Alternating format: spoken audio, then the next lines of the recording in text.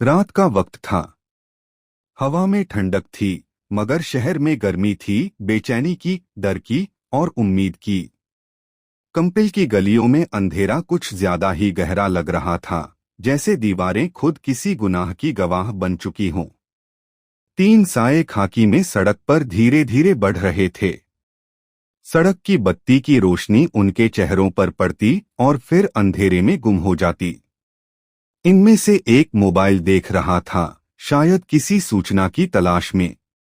दूसरा आसपास की हर हरकत पर नजर रखे था, और तीसरे के कदम कुछ भारी थे, जैसे वो सिर्फ ड्यूटी नहीं, कोई बोझ ढो रहा हो। इनका नाम नहीं लिखा गया कहीं, लेकिन इन तीनों की आंखों में लिखा था, हम यहाँ हैं ताकि कोई और चैन से सो सके। कंपिल की ये रात बाकी रातों जैसी नहीं थी। गांव में पिछले कुछ दिनों से चोरी, झगड़े और अफवाहों ने लोगों की नींद छीन रखी थी। कहीं मंदिर के पास चोरी हुई थी, तो कहीं खेतों में किसी की गाय गुम हो गई थी।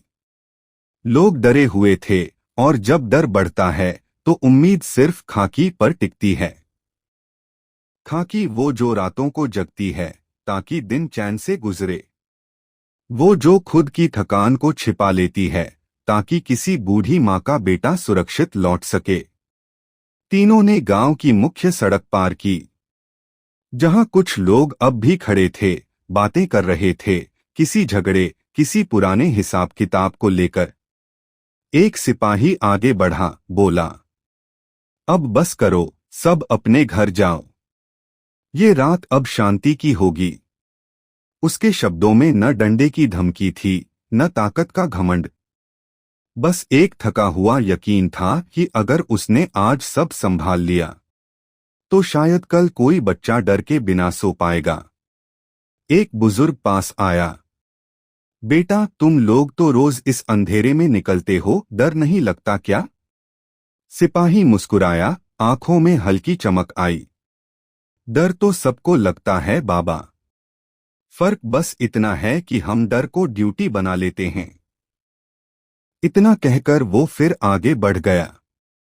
पीछे से सिर्फ सन्नाटा बचा, और सड़क पर जलते लैंप पोस्ट की रोशनी में तीन साए धीरे धीरे धुंधले होते गए।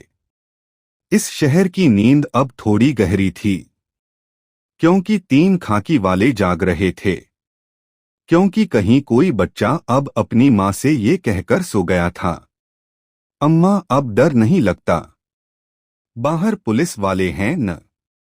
उस रात कोई खबर नहीं बनी, कोई शूटिंग नहीं हुई, कोई बड़ा हेडलाइन नहीं छपा। बस एक शांत कंपिल था, और तीन इंसान जिन